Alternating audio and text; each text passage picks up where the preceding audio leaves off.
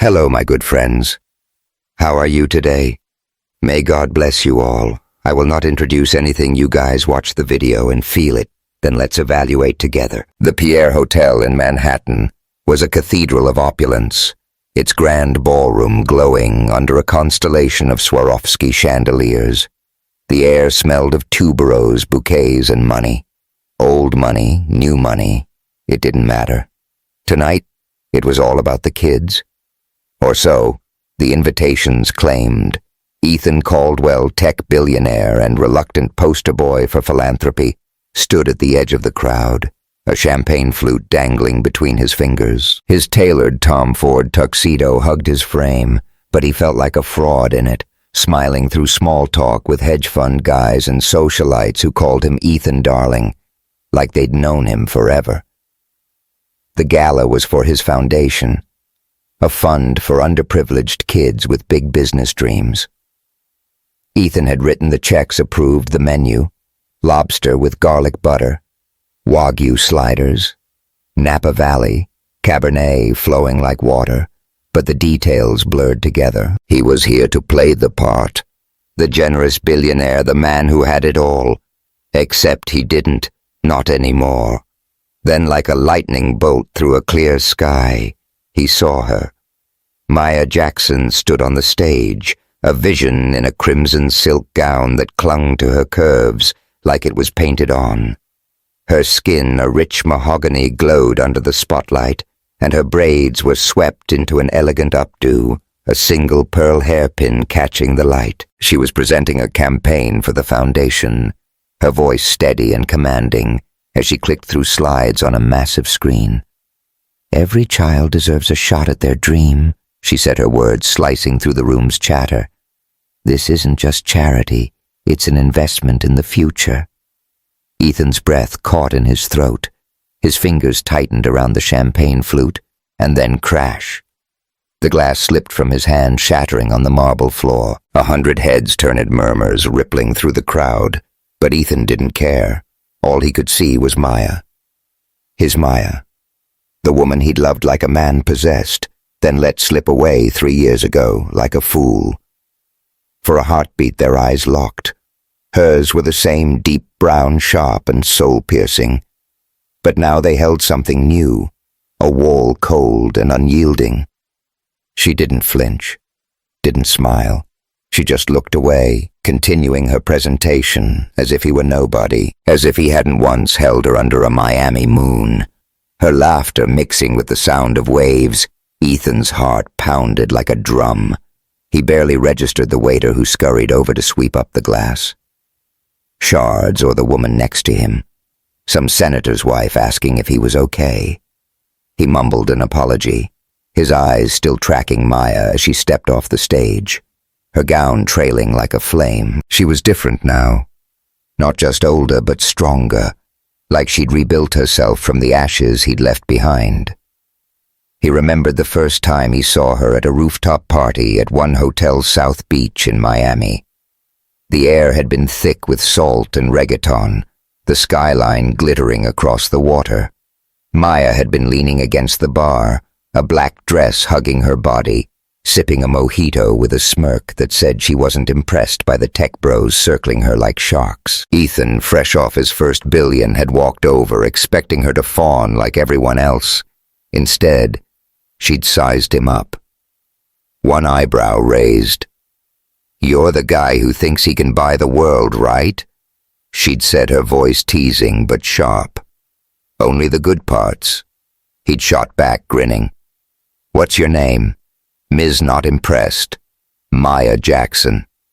"And you're gonna have to do better than that." They'd ended up dancing that night, her body swaying against his to a slow Latin beat, the neon lights painting her skin in pinks and blues. When he leaned in, her breath warm against his cheek, she'd whispered, "Don't get any ideas, hotshot."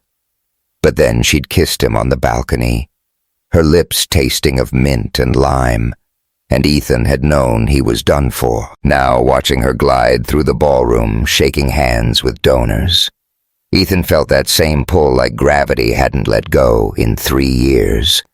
She wasn't a waitress or some catering staff. like he might have feared in his worst nightmares. She was Maya Jackson, creative director at a top New York ad agency, commanding the room with the same fire that had drawn him to her all those years ago. He had to talk to her, had to say something, anything, to bridge the chasm he'd carved between them. Ethan excused himself from the senator's wife, weaving through the crowd, his pulse racing. Maya was near the bar now, accepting a glass of sparkling water from a bartender. Her gown shimmered under the chandeliers, the pearl hairpin glinting like a star. "Maya," he said, his voice rougher than he intended. She turned, her expression unreadable. Up close, she was even more breathtaking. High cheekbones, full lips glossed in a soft pink, and those eyes that could see straight through him. For a second, he thought he saw a flicker of something, pain maybe, or recognition, but it vanished as quickly as it came. "Mr. Caldwell," she said, her tone crisp, professional, enjoying the gala. The formal address hit him like a slap. This was the woman who'd once whispered his name against his skin, who'd laughed with him over late-night tacos in his penthouse. Now she was calling him Mr. Caldwell. Yeah, it's great," he stammered, cursing himself for sounding like an idiot. "Your presentation was incredible. I didn't know you were working on this." "I was hired for the campaign," she said, her voice flat. "It's a good cause, that's all that matters." "Maya, can we talk?" "Just for a minute." He stepped closer, lowering his voice. "I owe you an explanation." Her eyes narrowed, and for a moment he saw the fire. He remembered the Maya who never let him off easy. "You owe me nothing, Ethan," she said, each word deliberate. "That ship sailed 3 years ago. Now, if you'll excuse me, I have work to do." She turned, her gown swishing as she walked away, leaving him standing there like a man who'd just been punched in the gut. The bartender shot him a sympathetic look, but Ethan barely noticed. He watched Maya disappear into the crowd, her crimson silhouette weaving between tuxedos and sequined dresses, and something inside him cracked open. He'd lost her once, because he was too scared to hold on. He told himself it was for her own good, that he was sparing her the mess of his baggage, his dad walking out when he was 10, his mom working double shifts to keep the lights on in their Detroit apartment. Ethan had built an empire from nothing but the fear of failing. The people he loved had never left him, so he'd pushed Maya away, ended it over a candlelit dinner in a rooftop restaurant, her eyes filling with tears as he fed her lies about needing space and focusing on work. The truth. He'd been terrified. Terrified of loving her so much it would destroy him if it fell apart. So he'd destroyed it himself, and he'd been paying for it ever since. Ethan drifted to the edge of the ballroom, his polished loafers squeaking on the marble floor. The chatter and clinking glasses faded into a dull hum. He needed air, needed to think. He stepped onto the balcony, the cool night breeze hitting his face as Manhattan's skyline stretched out before him, a glittering maze of ambition and regret. The Empire State Building glowed blue in the distance, and he remembered a night when he and Maya had stood on his penthouse balcony, her head on his shoulder, talking about nothing and everything, until the sun came up. That was the thing about Maya. She didn't care about his money, his private jets, his name on Forbes lists. She'd challenged him, called him out when he was too focused on the bottom line, made him laugh until his sides hurt. She'd been his partner, not just in love, but in life, sitting in on board meetings and whispering insights that turned deals in his favor. And he'd thrown it all away because he didn't trust himself to be enough for her. Now she was here in his world again. But she wasn't his anymore. The realization hit him like a freight train. He couldn't let her walk away again, not without trying. Not without fighting for the one person who'd ever made him feel whole. Ethan leaned against the balcony railing, his hands gripping the cold metal. He'd start small.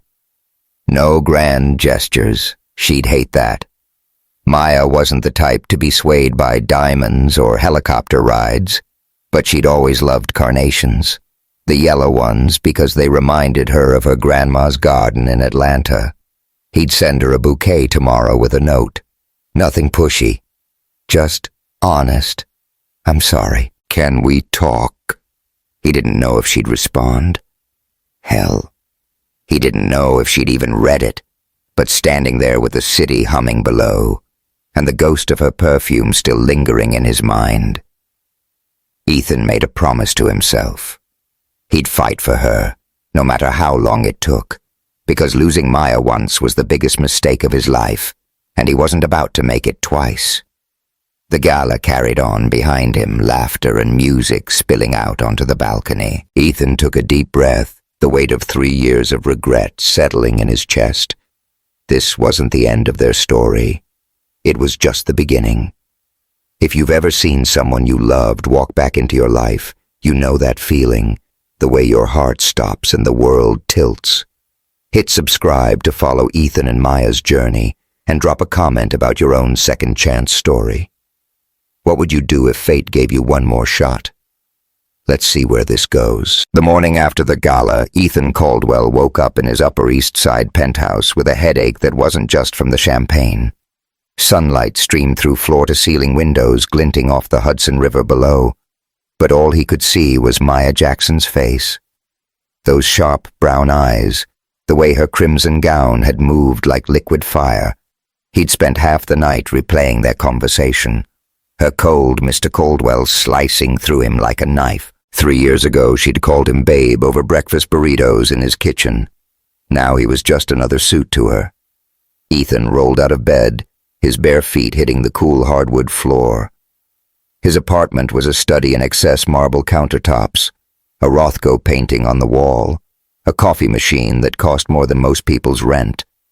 But it felt empty, like a stage set for a life he didn't quite believe in. He brewed an espresso, the machine hissing as he stared at his phone. No notifications, no response from Maya. Yesterday he'd called his assistant Lauren and asked her to send a bouquet of yellow carnations to Maya's office in Brooklyn. He'd scribbled a note on a piece of his company's letterhead.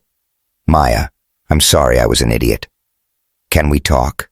Ethan." Simple, honest, no pressure. He'd chosen carnations because Maya had once told him they reminded her of her grandma's garden in Atlanta, where she'd spent summers picking flowers and listening to stories about love and resilience. Red roses were too cliché, too desperate. Carnations were Maya. Now standing in his kitchen, Ethan wasn't sure if she'd even keep the flowers or toss them in the trash. He needed a plan, something to get her to listen. That's when he remembered the foundation. Maya was working on the campaign for his fund for underprivileged kids.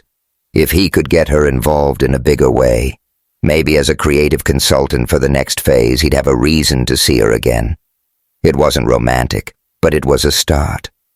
He grabbed his phone and called Lauren. "Find out who's managing the creative side of the foundation's campaign. I want to meet with them and make sure Maya Jackson's invited." "Got it, boss," Lauren said, her voice chipper. "Anything else?" "Yeah, don't tell anyone I'm doing this." Ethan hung up, his stomach twisting. He wasn't used to feeling this out of control.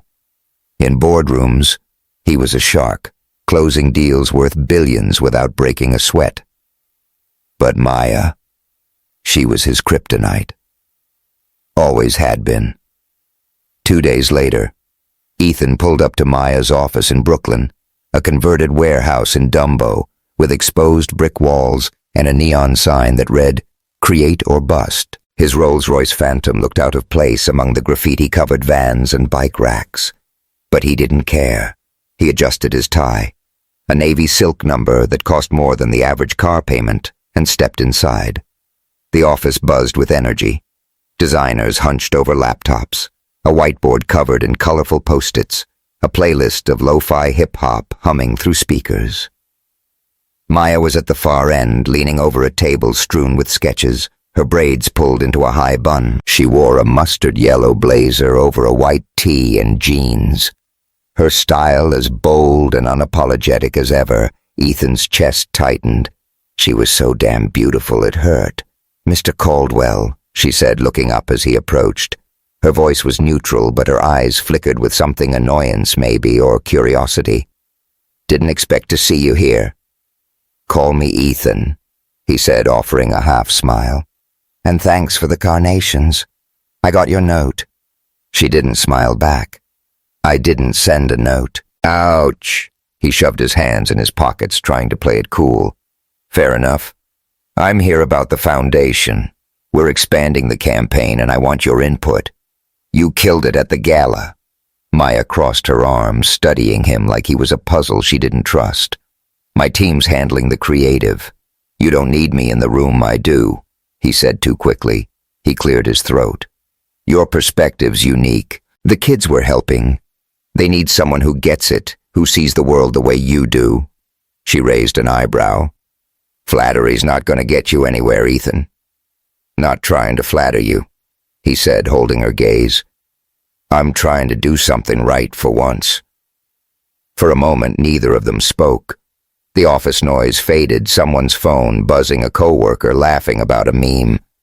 Maya sighed, glancing at her sketches. "Fine one meeting, but this is about the kids, not whatever you're trying to do." "Deal," Ethan said, relief flooding him. It wasn't much, but it was a crack in the wall she'd built. He'd take it. That weekend, Ethan hosted a party at his Hampton's estate, a sprawling mansion with a lawn that rolled down to a private beach. The place was a showstopper, infinity pool glowing turquoise, a pergola draped in fairy lights, a DJ spinning house music that pulsed through the summer air. Guests mingled with mojitos and martinis, their laughter mixing with the crash of waves. Ethan had invited Maya and her team, framing it as a thank you for their work on the foundation. Truth was, he just wanted her there in his space, hoping the setting might soften her edges. He spotted her across the lawn, standing near the bar in a teal silk dress that caught the breeze, her braids loose and swaying. She was talking to a guy Ethan didn't recognize, tall, broad-shouldered, with a tailored blazer and a smile that screamed confidence. Ethan's jaw tightened. Who the hell was that? Before he could move, Claire Montgomery. His girlfriend of 6 months grabbed his arm. Claire was a financial lawyer, all sharp cheekbones and sharper ambition. Her blonde hair pulled into a sleek chignon. She wore a white jumpsuit that screamed money, and her smile was as practiced as a politician's. "Ethan, darling, the mayor's asking about your AI project," Claire said, her voice syrupy. "Come charm him." "In a sec," Ethan said, his eyes still on Maya. Claire followed his gaze, her smile faltering. "Oh, that's her, isn't it?" Claire said, her tone icing over. "The one you used to date." "Maya, right?" Ethan stiffened. "Yeah, she's working on the foundation." Claire's laugh was brittle. "Sure she is." Before he could respond, Claire was striding across the lawn, her heels clicking on the stone path. Ethan cursed under his breath and followed his heart, sinking. This was not going to end well. By the time he caught up, Claire was standing in front of Maya, her smile razor thin. The guy next to Maya. Ethan now recognized him as Marcus Tate, a tech entrepreneur, and his biggest rival looked amused like he was watching a reality show. "Nice to see you." "Maya," Claire said, her voice loud enough to draw eyes. "How's it feel to be back in Ethan's world?" Must be a shock going from...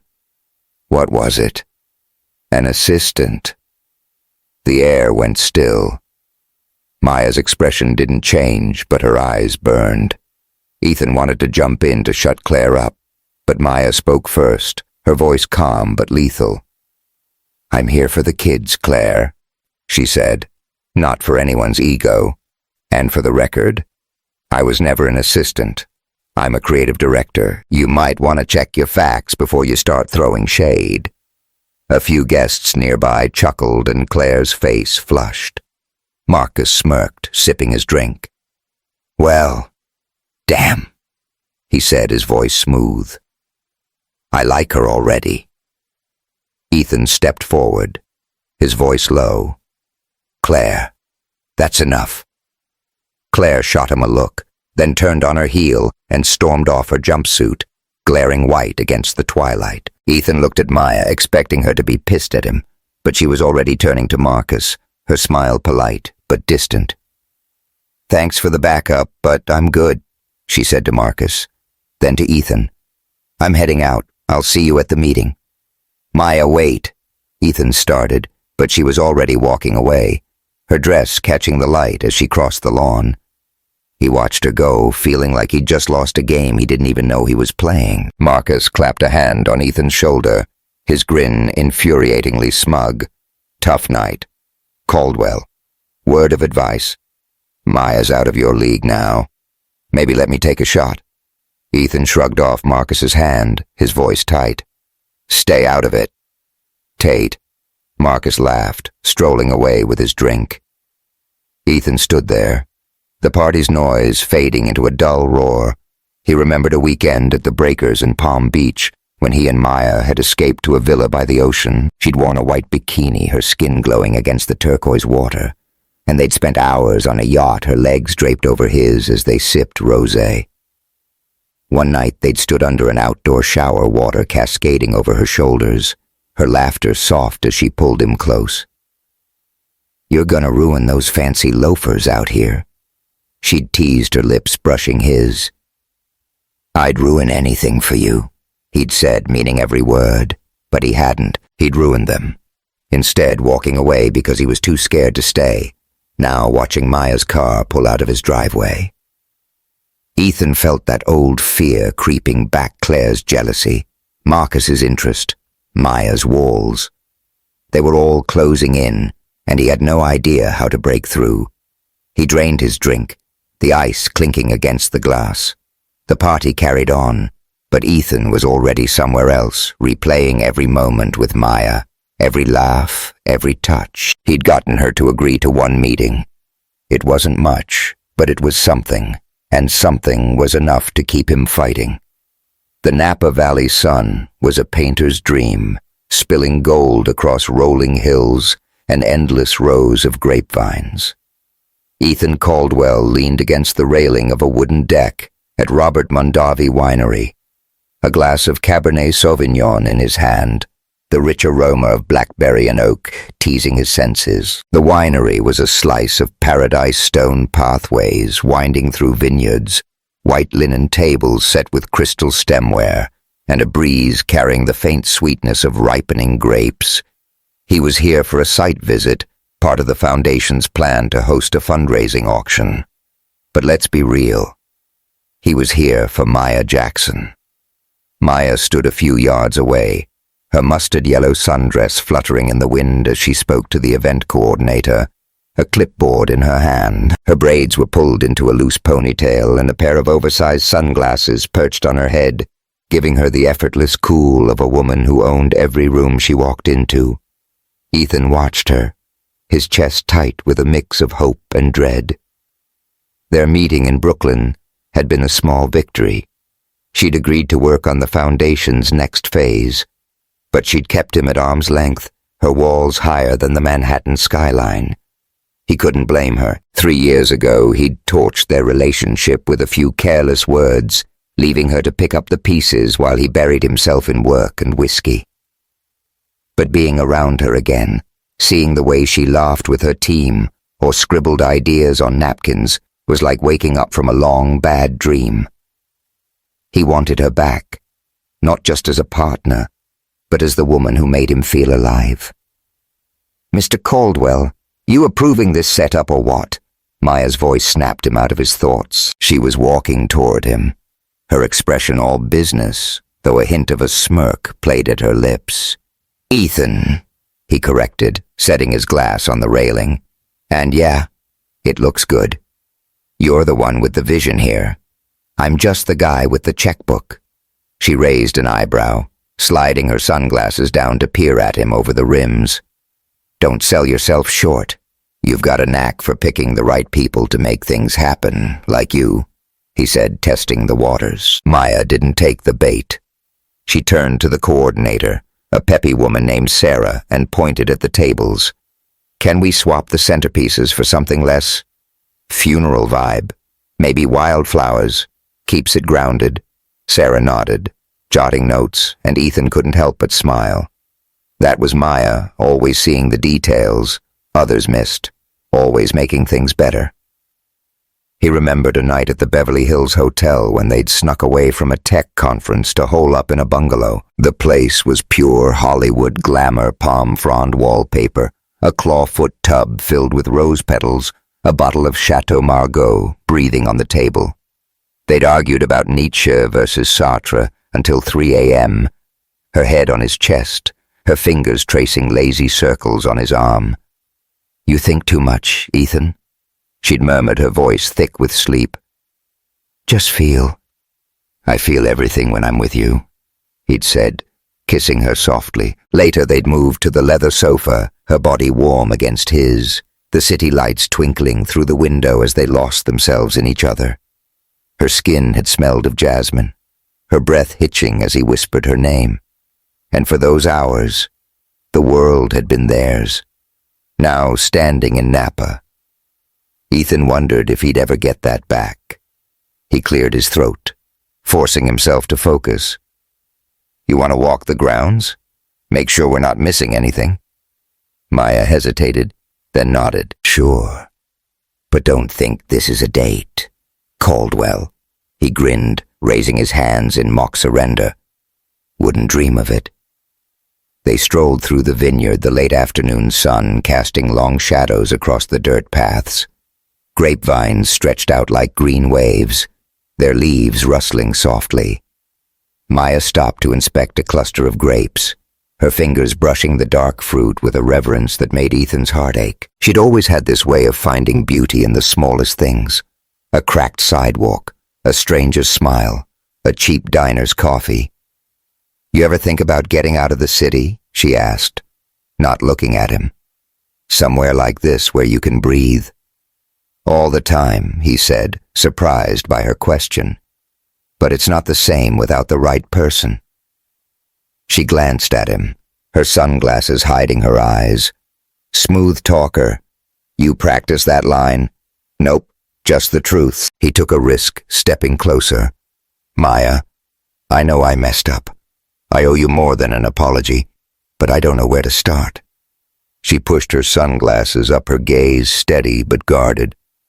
"You don't get to just waltz back in, Ethan. You broke something and it's not fixed with flowers or fancy fundraisers."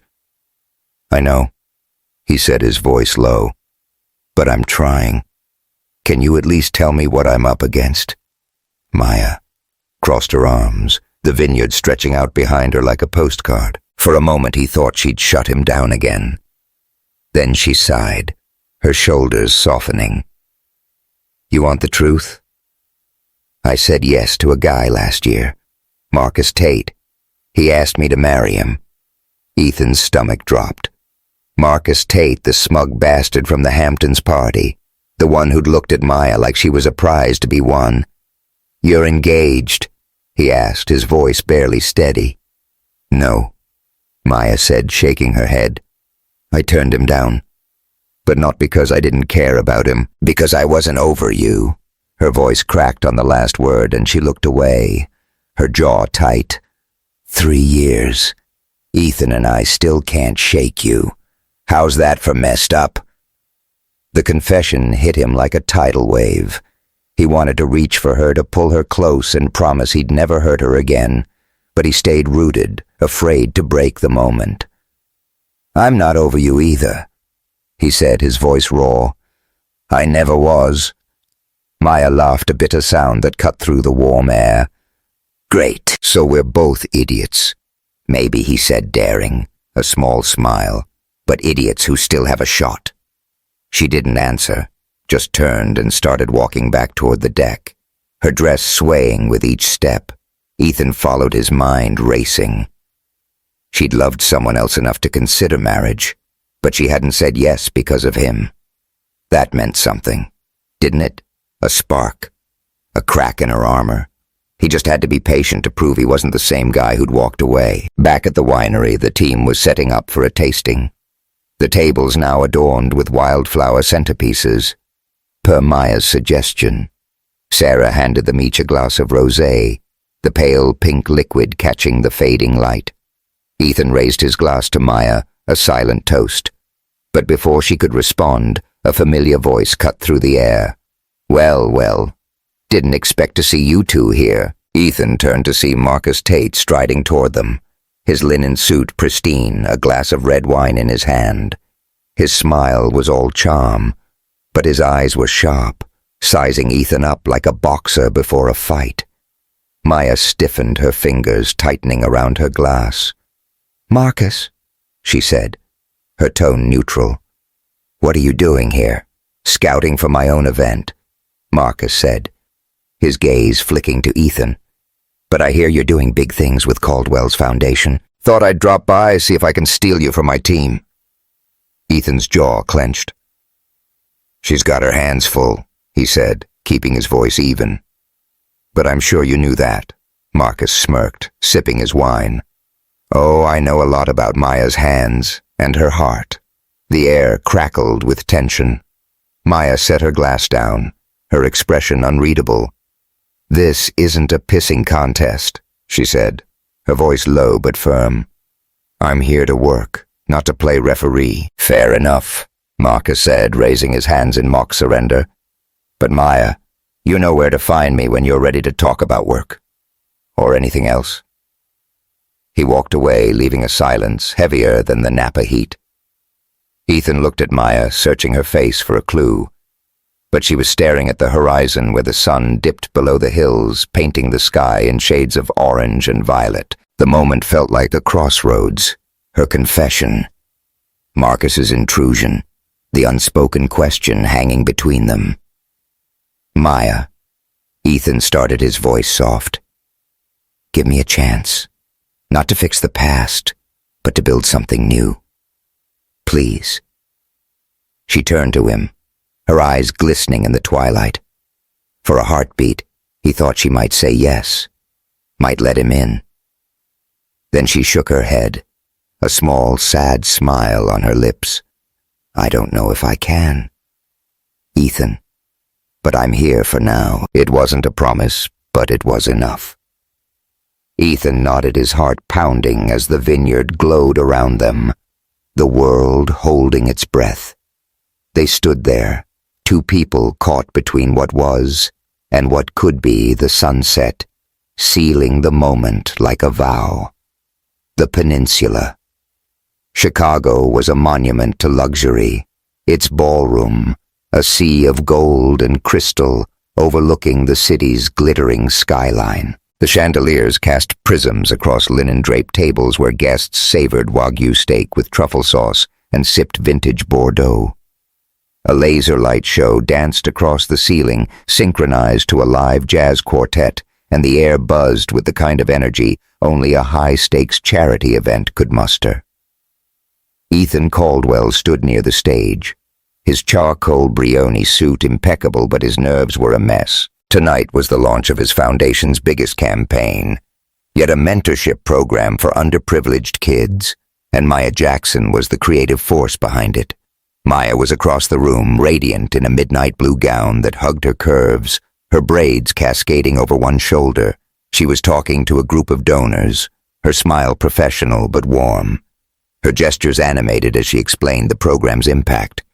Ethan couldn't take his eyes off her. Since their trip to Napa Valley, something had shifted.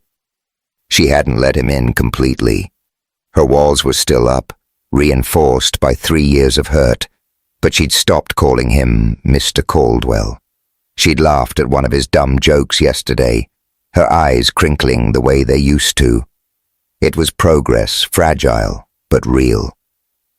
Still, Ethan felt the weight of Marcus Tate's shadow. The guy had been sniffing around, sending Maya texts about collaborations that sounded more like date invites. And then there was Claire Montgomery, Ethan's ex, who'd been suspiciously quiet since her stunt at the Hampton's party. Ethan didn't trust her silence. Claire was a shark, and sharks didn't just swim away. The event was a hit, though. Maya's vision, a blend of sleek visuals and raw, real stories from the kids, had the room eating out of her hand. When she took the stage to present her voice steady and passionate, Ethan felt a surge of pride. This was the Maya he had fallen for, the one who could light up a room without trying. As she wrapped up, the crowd erupted in applause, and Ethan caught her eye, offering a small nod. She nodded back, a flicker of something soft in her expression, before she stepped down. He needed to talk to her away from the chaos. The night was winding down, guests drifting to the open bar or the dance floor, and Ethan saw his chance. He caught Maya near a side door, her clipboard tucked under her arm as she checked her phone. "Hey," he said, keeping his voice low. "Got a minute?" Maya glanced up, her brow furrowing. "Ethan, I'm swamped. Can it wait?" "Not really." He gestured to the door which led to a private suite the hotel had reserved for VIPs. 5 minutes. "I promise." She sighed, but followed him, her heels clicking on the polished floor. The suite was a world apart from the ballroom, plush velvet sofas, a marble fireplace, floor-to-ceiling windows framing the Willis Tower's glowing spire. A bottle of Dom Perignon sat on a side table unopened, and a faint jazz melody drifted from hidden speakers. Ethan closed the door, the noise of the gala fading to a hum. "Okay, what's this about?" Maya asked, crossing her arms. Her gown shimmered in the low light, and Ethan had to force himself to focus. "I just wanted to say you were incredible tonight," he said, his voice earnest. "This whole thing, the campaign, the kids, it's happening because of you." "I don't think I've said that enough." Maya's expression softened, but her guard was still up. "Thanks. But I didn't do it for you. I did it for them." "I know," he said, stepping closer. "That's why Maya, I need you to know. I'm not the guy I was 3 years ago. I was scared, and I ran, and I've regretted it every damn day since." Her eyes searched his, and for the first time he saw a crack in her armor, a flicker of vulnerability. "You don't get it, Ethan," she said, her voice quieter now. "You didn't just leave. You made me feel like I wasn't enough, like I was some fling. You could just cut loose." The words hit him like a punch. He remembered the night he ended it at a rooftop restaurant in New York, the city lights mocking him as he fed her lies about needing space. Her eyes had filled with tears, but she'd held her head high, walking away with a dignity that haunted him still. "You were never a fling," he said, his voice breaking. "You were everything. I was too messed up to see it, but I see it now. I've spent 3 years trying to fill the hole you left, and nothing. Nobody comes close." Maya's breath hitched her lips, parting slightly. The air between them thickened, charged with years of unspoken words. Ethan took a step closer, close enough to smell her perfume. Jasmine and amber, the same scent that used to linger on his pillows. "I don't deserve you," he whispered, "but I'm asking for a chance to try." For a moment she didn't move, her eyes locked on his. Then slowly she reached up her fingers, brushing his jaw, and Ethan's heart stopped. She leaned in, and when their lips met, it was like the world caught fire. The kiss was hungry, desperate years of longing pouring out in a single moment. Her hands slid to his neck, his arms wrapping around her waist, pulling her close until there was no space left between them. The jazz from the speakers seemed to pulse with their heartbeat, the city lights blurring outside. But then Maya pulled back her chest, heaving her eyes wide with a mix of desire and fear. "Ethan," she said, her voice trembling, "this doesn't fix anything." "I know," he said, his forehead resting against hers, "but it's a start." She stepped away, smoothing her gown, her expression torn. "I need time," she said. I can't do this again if it's going to break me." Before Ethan could respond, the door swung open and Claire Montgomery stood there, her blonde hair gleaming under the suite's lights. Her eyes flicked from Ethan to Maya, a cold smile curling her lips. "Well, isn't this cozy?" she said, her voice dripping with venom. Ethan's stomach sank. Claire, what are you doing here? Checking on my ex, she said, stepping into the room. And good thing I did.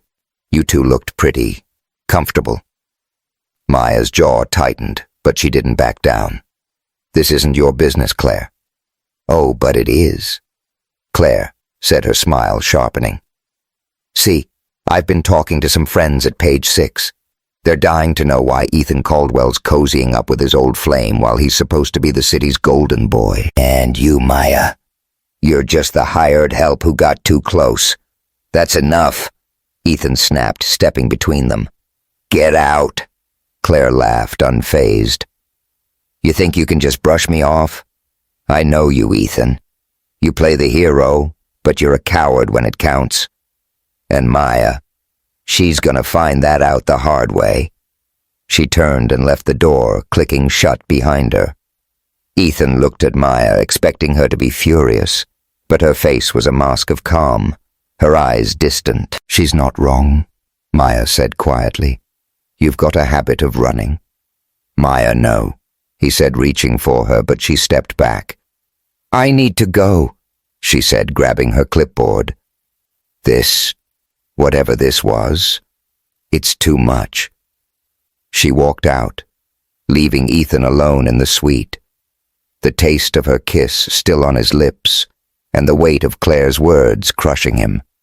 He sank onto the sofa, his head in his hands. He'd been so close, so damn close to breaking through, and now it was slipping away again. By morning, the fallout was everywhere. Page 6 ran a story with a blurry photo of Ethan and Maya leaving the suite, the headline screaming, Billionaire's love triangle Caldwell caught with ex at charity gala.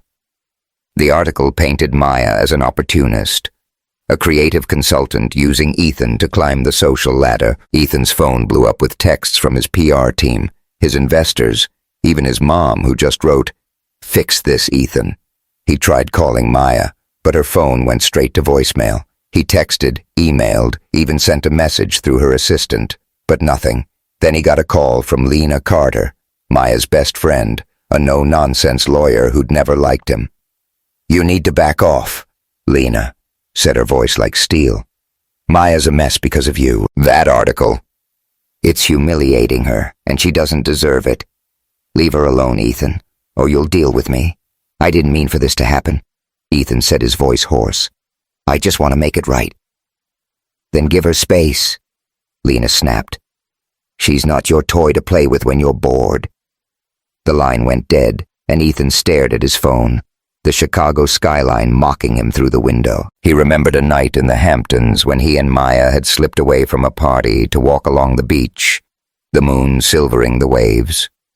They'd ended up in the sand, her body pressed against his, her laughter soft as he kissed her neck.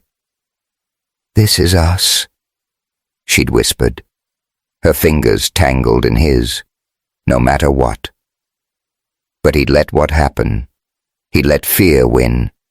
And now the world was tearing them apart again. Ethan stood, his jaw tight. Claire's stunt. Marcus's games, the press, they were all noise. The only thing that mattered was Maya, and he wasn't giving up. Not now. Not ever. He grabbed his coat and headed for the airport. Maya had said she needed time, but he couldn't let her think he was running again. He'd find her wherever she was, and he'd fight for her, even if it meant facing every mistake he'd ever made. Ethan Caldwell's Gulfstream G650 cut through the clouds, the hum of the engines a faint backdrop to the storm in his head. He'd left Chicago less than 12 hours after the gala disaster, the page 6 article still burning a hole in his pocket. The headline, Billionaire's love triangle, was bad enough, but the way it painted Maya Jackson as some gold-digging opportunist made his blood boil. He'd spent the flight staring out the window, the memory of their kiss in the hotel suite replaying like a broken record. Her lips warm and urgent had felt like coming home. But then Claire's interruption, the press, Lena's call. It was all unraveling faster than he could fix. He was headed to Atlanta, Maya's hometown, on a hunch. She'd mentioned once that she went home when she needed to reset, And after the media circus, Ethan bet she'd run to the one place that felt safe. He didn't have a plan, just a desperate need to see her to make her understand he wasn't running this time. His phone buzzed with another text from his PR team urging him to release a statement, but he ignored it. The world could wait. Maya couldn't.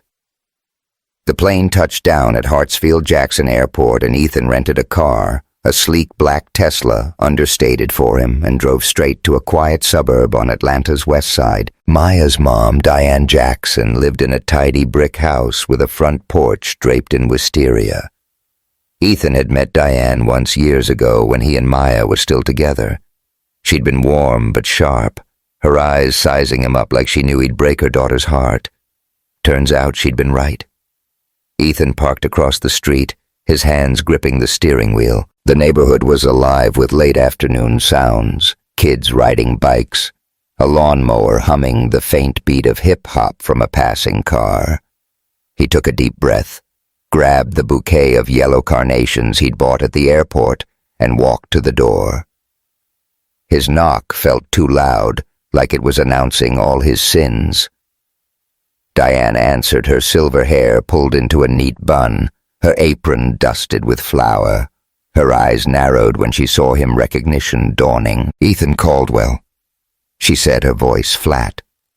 "You've got some nerve showing up here, Mrs. Jackson," he said, his throat dry. "I'm looking for Maya.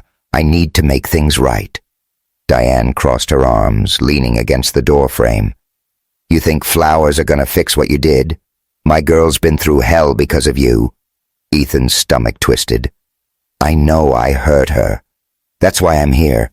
I need to know. She's okay." Diane studied him, her gaze piercing. For a moment he thought she'd slam the door in his face. Then she sighed, stepping aside. "Come in. But don't expect me to make this easy."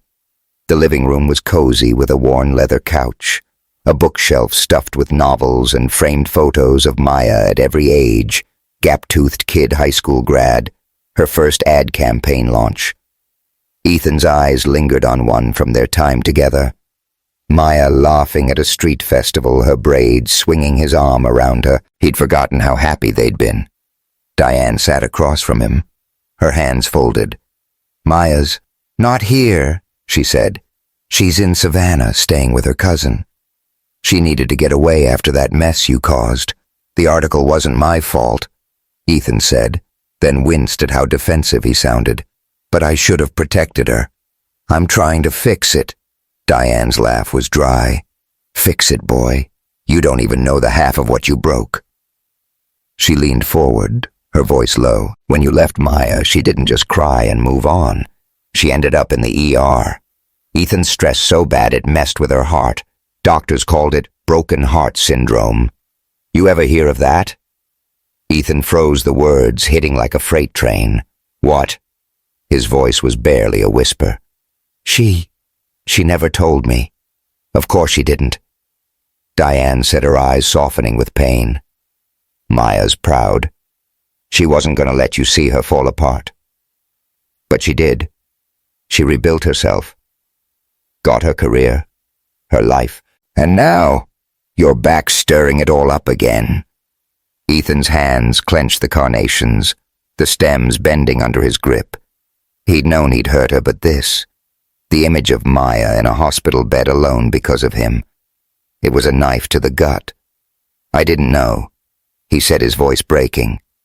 "God, I'd give anything to take it back."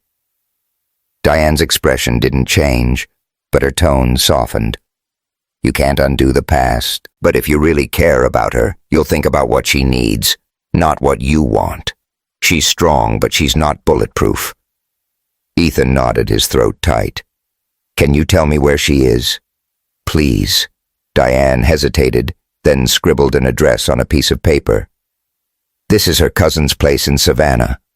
But if you hurt her again, Ethan, you'll answer to me." He took the paper, his hands trembling. "Thank you, Mrs. Jackson. I swear I'm not here to hurt her." "Prove it," she said, standing. "Now go." The drive to Savannah was a blur. the Georgia countryside rolling past in a haze of green and gold. Ethan's mind was a mess, Diane's words echoing like a drumbeat. Broken heart syndrome. He'd done that to Maya, the woman who'd once danced with him under a Miami moon, who'd made him believe he could be more than his father's mistakes. He didn't deserve her forgiveness, but he'd be damned if he didn't try. Savannah greeted him with humid air and the scent of magnolias. The address led to a riverside restaurant, a charming spot with weathered wood tables, string lights swaying in the breeze, and the Savannah River glinting under the setting sun. The menu boasted shrimp and grits, crab cakes and bourbon pecan pie, the kind of comfort food Maya loved. Ethan spotted her at a corner table alone, her braids loose, a glass of iced tea sweating in front of her. She wore a simple white sundress, her face bare of makeup, and she looked tired, not defeated, but like the weight of the world was pressing down. He approached slowly, his heart pounding. "Maya," he said, his voice soft. Her head snapped up, her eyes widening. "Ethan, what the hell are you doing here?" "I talked to your mom," he said, sitting across from her without asking. "She told me about the hospital. Why didn't you tell me?" Maya's face hardened, her fingers tightening around her glass. "Because it wasn't your business? It's not your business now." "It is," he said, leaning forward. "I did that to you, Maya. I broke you, and I didn't even know I've been carrying this guilt for 3 years. But it's nothing compared to what you went through. I'm so damn sorry." Her eyes glistened, but she blinked hard, refusing to let the tears fall. "Sorry doesn't fix it, Ethan. You don't get to show up with your sad eyes and make it all okay. I had to rebuild my life, my career, my heart, everything.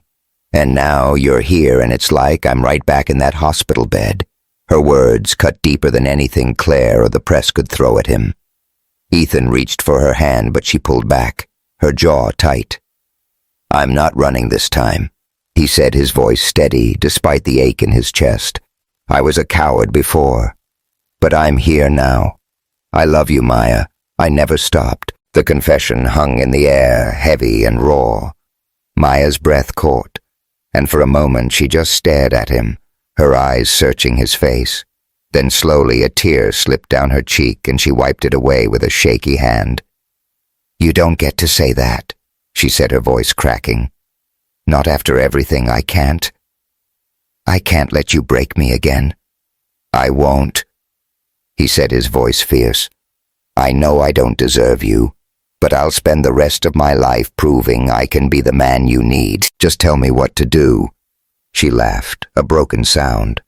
"I don't know, Ethan. I don't even know if I can trust myself, let alone you. I'm scared. Scared of feeling this again. Scared of losing it." The vulnerability in her voice was a gut punch. Ethan wanted to hold her, to promise her the world, but he knew words weren't enough. "Not now. Then let's figure it out together," he said. "No pressure, no rush. Just let me be here." Maya looked at him, the river reflecting in her eyes, the string lights casting soft shadows across her face. The restaurant hummed around them, waiters balancing trays, couples laughing, the clink of glasses. But for Ethan, it was just her. Always her. "I can't promise anything," she said finally, her voice barely above a whisper. "But I'm not saying no." It wasn't a yes, but it was a door cracked open, a sliver of hope in the darkness. Ethan nodded, his heart racing. "That's enough," he said. "For now." They sat in silence, the river flowing past, the air thick with possibility. Ethan remembered a night in the Hamptons when they'd lain in the sand, her body warm against his, the stars above them endless. "This is us," she'd said, her voice full of certainty. He'd believed her then, and he believed her now. They weren't done. Not yet. The Cape Cod air was crisp, carrying the tang of salt and the faint sweetness of beach roses. Ethan Caldwell stood on the porch of a weathered cedar shingle cottage, the kind of place that felt like it had stories carved into its beams. The house sat on a bluff overlooking the Atlantic, its windows glowing amber against the twilight sky. Inside, a fire crackled in the stone hearth, and the scent of cedar and sea mingled with the warmth of bourbon on the coffee table. This was the place Ethan and Maya Jackson had once dreamed of, a quiet escape where they could build a life far from the noise of his billion-dollar empire and her high-stakes career. It had been 2 weeks since their raw, heart-wrenching conversation in Savannah, where Maya had laid bare her fear of loving him again. Ethan had given her space, resisting the urge to call or text, though every day without her felt like a slow bleed. Then yesterday, she'd sent him a message. Cape Cod, this weekend. We need to talk. No details, just an address and a time. Ethan had dropped everything, chartering a jet from New York and driving straight from the airport, his heart a tangle of hope and dread. Now, as the sun dipped below the horizon, painting the sky in shades of lavender and gold, Ethan heard the crunch of gravel under tires. Maya's rental car, a modest blue SUV, pulled into the driveway and she stepped out. Her braids loose, a cream sweater draped over her shoulders. She wore jeans and sneakers, her face bare of makeup, and she looked real. Not the polished creative director from the gala, not the guarded woman from Savannah, but the Maya he'd fallen for years ago, the one who'd made him believe in second chances. "Hey," she said, climbing the porch steps, her voice soft but steady. "Hey," Ethan replied, his hands shoved in his pockets to keep from reaching for her. "You okay?" She nodded, her eyes scanning the cottage, then the ocean beyond. "This place, it's exactly like we talked about." "You remember?" Every word he said, his throat tight.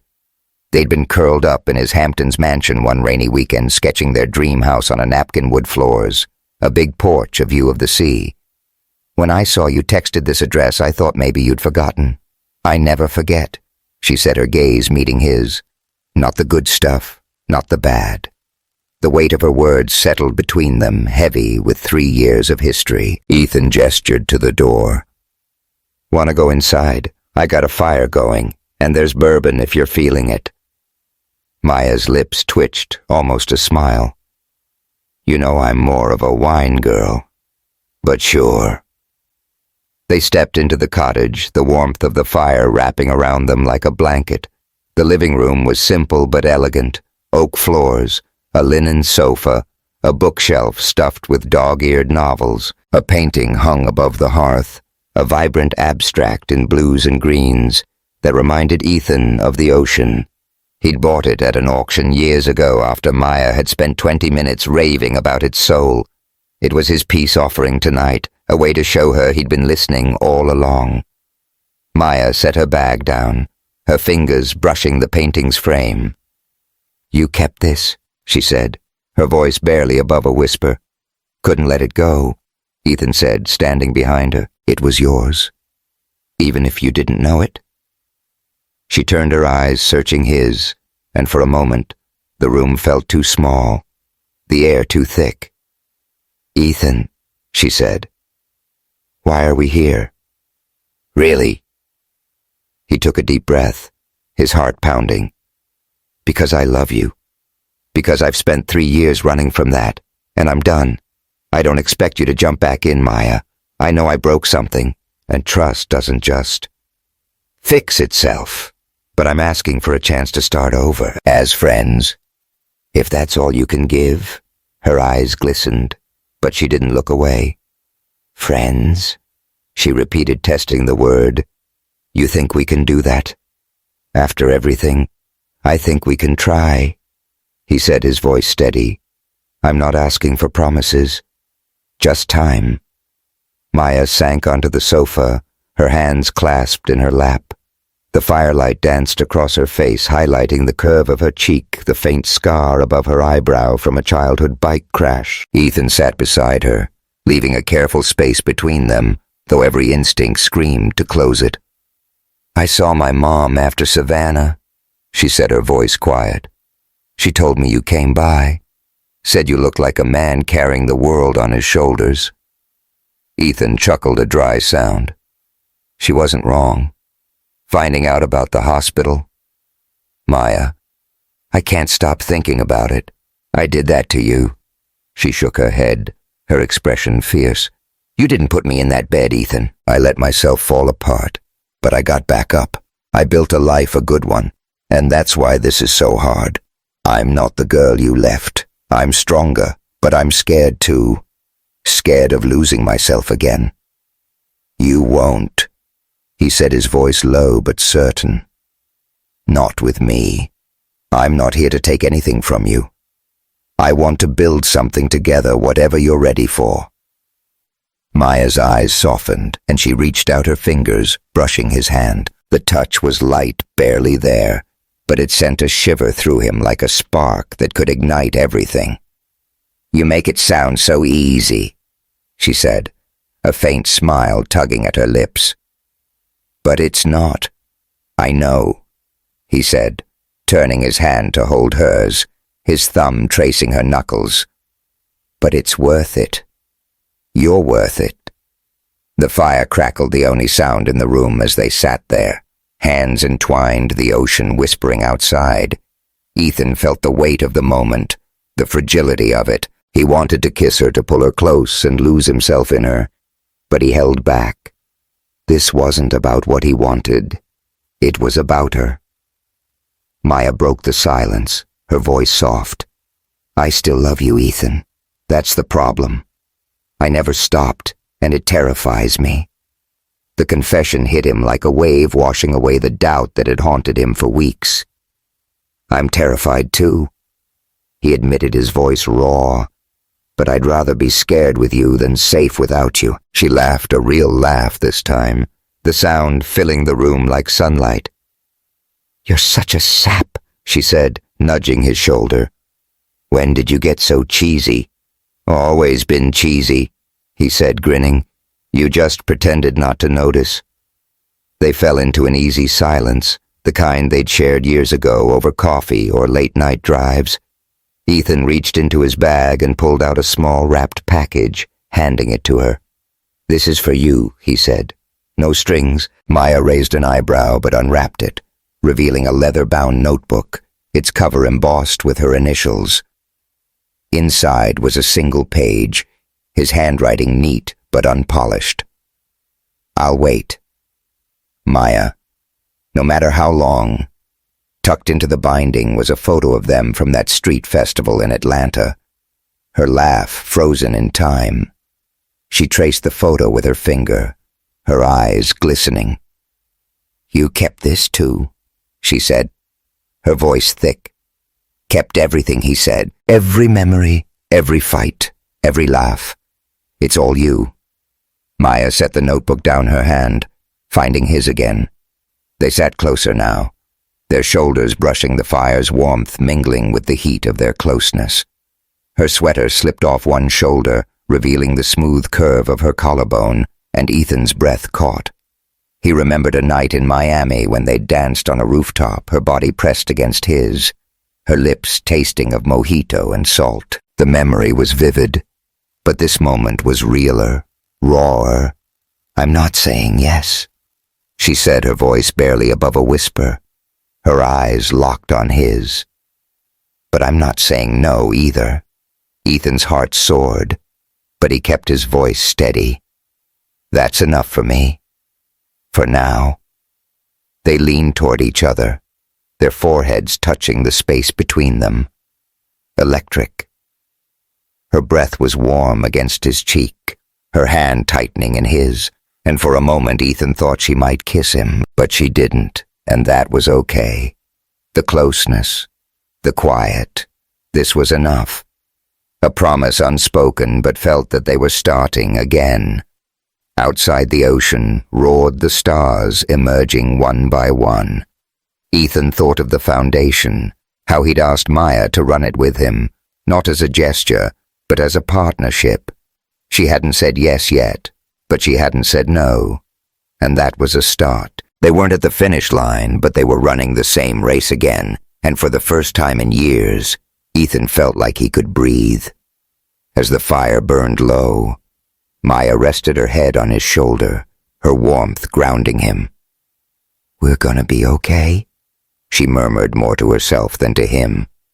"Yeah," Ethan said, his voice soft. "We are." The cottage held them a sanctuary against the world, and Ethan knew this wasn't the end of their story. It was a new chapter, one they'd write together one step at a time. Love isn't a fairy tale. It's messy, scary, and worth every second. If Ethan and Maya's journey hit you in the feels, hit subscribe to catch more stories like theirs. Drop a comment with your own love story, or what you'd do for a second chance.